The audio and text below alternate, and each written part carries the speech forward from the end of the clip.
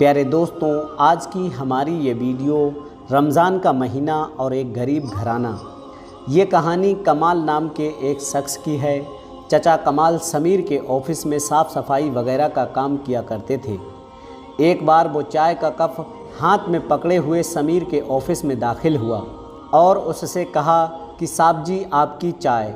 समीर ने चचा की तरफ देखा और कहा, चचा आप बैठ जाइए। चचा समीर की तरफ देखते हुए कुर्सी पर बैठ गए। समीर ने कहा, चाचा जी आप तो जानते ही हैं कि मेरा बिजनेस ना होने के बराबर है। मैं अभी ज़्यादा लोगों को तनख्वाह नहीं दे सकता, बस कुछ ज़रूरत के लोगों को काम पर रखूँगा, बाकी सबको निकाल दूँगा।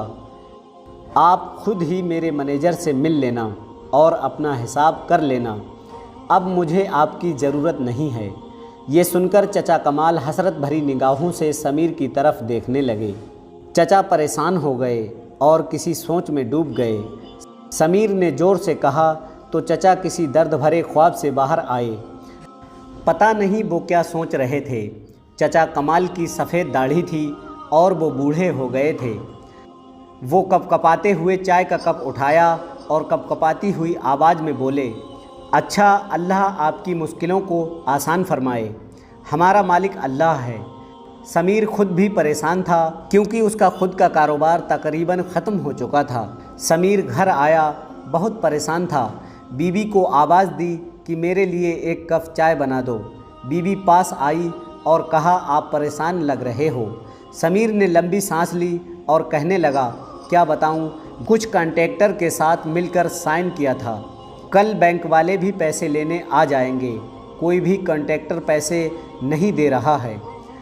बीवी ने कंधे पर हाथ रखा और कहा, आप परेशान ना हो, सब कुछ ठीक हो जाएगा। मैं आपके लिए चाय बनाकर लाती हूँ। उधर चचा कमाल घर आए तो घर पर किराए वाला खड़ा था। वो कहने लगा, पिछले 4 महीने का किराया बाकी है, वो देना है या घर से बाहर निकालूं। चाचा हल्का सा मुस्कुराए और कहा, हाँ बशीर साहब, पहले चाय पी लो, आ जाओ, घर के अंदर आ जाओ। बशीर सख्त लहजे में बोला, आप चाय रहने दें, मेरा किराया दें।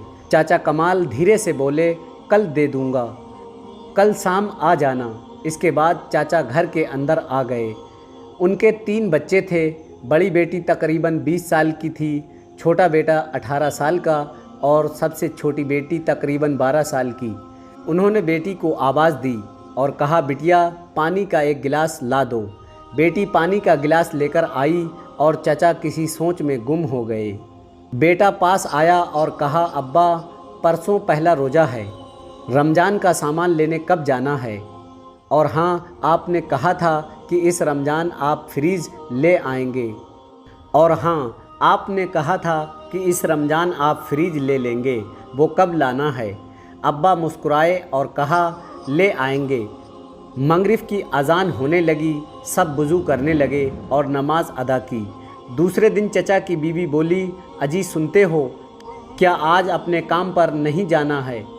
क्या आज आपको काम पर नहीं जाना?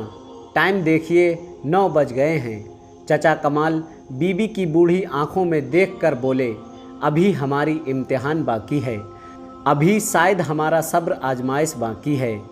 साहब ने मुझे नौकरी से निकाल दिया है, वो कहते हैं अब ज़रूरत नहीं है। बूढ़ी बीवी का सर चकरा गया। रमज़ान शुरू हो रहा है, कल पहला रोज़ा है। बच्चे रमज़ान का सामान लाने की बात कर रहे हैं और अब हमारे लिए एक और इम्तिहान, कब हमारी खुशहाली के दिन आएंगे। चचा कमाल बोले, अल्लाह वारिस है, परेशान ना हो। दूसरी तरफ बाज़ारों में लोगों की भीड़ थी। लोग रमज़ान शरीफ की इफ्तारी का सामान ख़रीद रहे थे। सेब, केला, तरबूज, रुआफ़ज़ा वगैरह वगैरह लिए जा रहे थे। चचा कमाल का बेटा अपने दोस्त के साथ बाज़ार गया। उसके दोस्त को भी सामान ख़रीदना था। चचा कमाल का बेटा हसरत भरी निगाहों से देख रहा था कि लोग कितना सामान लेकर जा रहे हैं। मैं भी जाकर अब्बा से कहता हूँ, हम भी रमज़ान का सामान लेने जाएंगे। उधर चचा कमाल ऑफिस से जो भी हिसाब मिला, जो भी उन्हें पैसे मिले, वो सारे पैसे मकान मालिक को लाकर दे दिए। अब फिर से जेब खाली हो गई। परेशानी का आलम था। चचा जान सोचते थे कि बच्चे बाज़ार जाने को कहेंगे, बच्चों का सामना कैसे करते। हिम्मत करके घर चले गए। बेटा देखकर बोला, अब्बा आप ही ने तो ये सामान की लिस्ट लिख कर दी थी, चलो हम भी सामान लेकर आते हैं। चचा ने आंसू पलकों में छुपा लिए और धीरे से बोले, बेटा मुझे कहीं से पैसे मिलने दो, बेटा मुझे कहीं से पैसे मिलने दो, फिर ले आएंगे। बेटा बोला, अब्बा वो हमारे हमसाए का बेटा है ना, वो पूरे 5,000 का सामान लेकर आया है। अब्बा जान चुप हो गए। आज पहला रोज़ा था, सहरी में खाने के लिए क्या था, वही रात का बना हुआ खाना। चाय बनाने के लिए दूध तक नहीं था। खाने के लिए वही रात की बची हुई सब्जी खाकर सहरी कर ली और इबादत करने लग गए। दिन गुजरा और इफ्तारी का वक्त होने लगा। बड़ी बेटी ने दाल चावल बनाई और अपनी छोटी बहन से कहा, जाओ पड़ोसी के घर से बर्फ़ मांग लाओ। छोटी बेटी ने एक घर का दरवाज़ा खटखटाया तो एक औरत ने दरवाज़ा खोला और कहा, हाँ क्या बात है। छोटी बेटी ने कहा, आंटी मम्मी कह रही है थोड़ा सा बर्फ़ दे दो। वो औरत मुंह बनाकर बोली, कोई बर्फ़ नहीं है, हर रमज़ान तुम लोग आ जाते हो, हम लोगों ने तुम्हारा ठेका नहीं ले रखा है। वो बच्ची खामोश हो गई और वापस अपने घर आने लगी तो वो औरत बोली, रुक जा, आज ले जा, फिर मत आना। वो बच्ची घर आई और अपनी बड़ी बहन को बर्फ़ दिया और कहा, आंटी ने मुझे बहुत बातें कही, कल से मैं बर्फ़ लेने नहीं जाऊंगी। बड़ी बहन बात समझ गई, वो खामोश हो गई। सब इफ्तारी के लिए बैठ गए।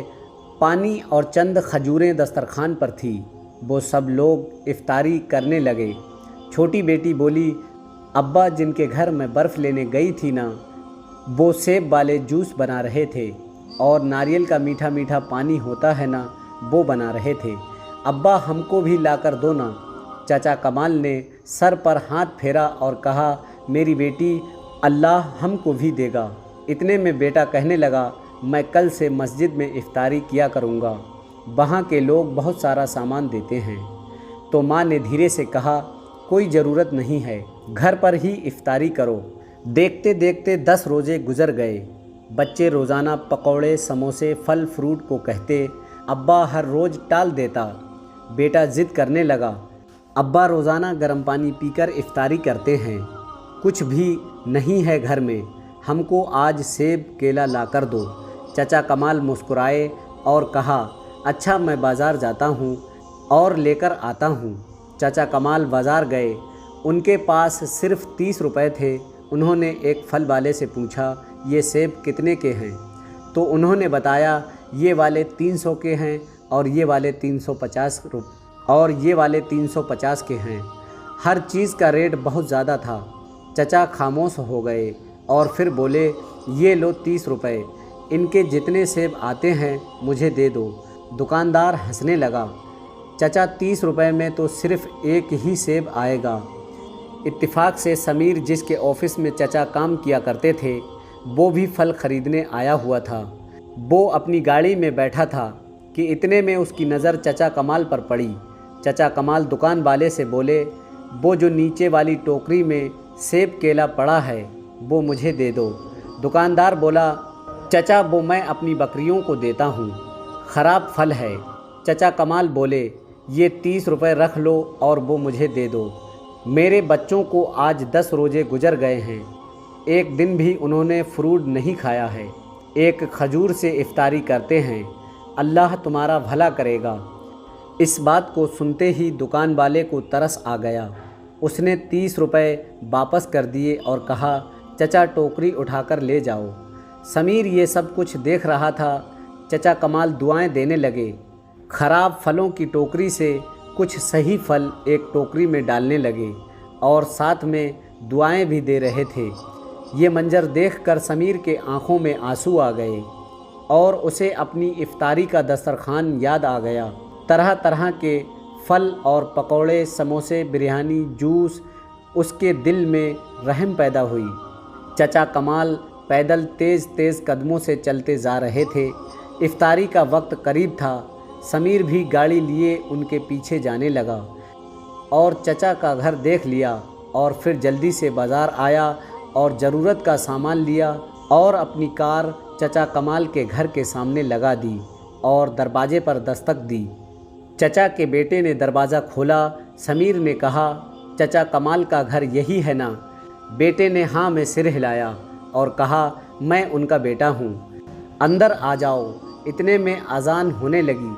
समीर घर में दाखिल हुआ तो देखा ज़मीन पर दस्तरखान बिछा हुआ है।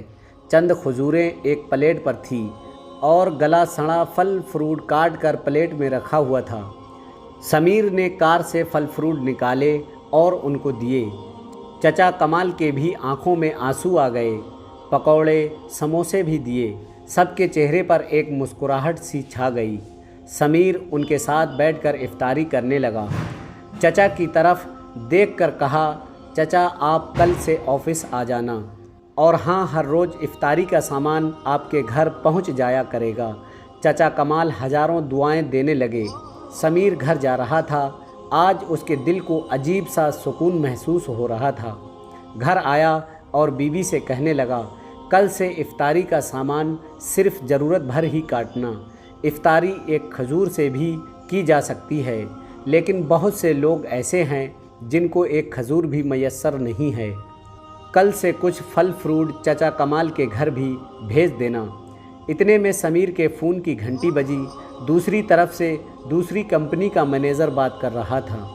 उसने समीर से कहा, सर आपके अकाउंट में 2 लाख रुपए ट्रांसफ़र कर दिए गए हैं, बाकी के पैसे आपको ईद के बाद मिल जाएंगे।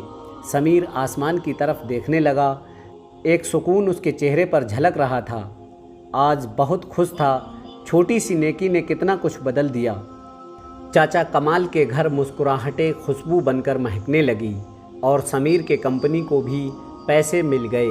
प्यारे दोस्तों, रमज़ान का महीना चल रहा है। अपने आसपास के गरीब ज़रूरतमंद लोगों का ख्याल ज़रूर रखें। अपने आसपास देखें, बहुत से ऐसे लोग होते हैं जो किसी इंसान के सामने हाथ फैलाना नहीं चाहते हैं, हालांकि असल ज़रूरतमंद होते हैं। तो ऐसे में ऐसे लोगों का भी आप ज़रूर मदद किया करें। ये वीडियो आपको कैसी लगी कमेंट बॉक्स में ज़रूर बताइएगा। इस वीडियो को लाइक ज़रूर करें। मिलते हैं अगली वीडियो में, तब तक के लिए अल्लाह हाफिज़।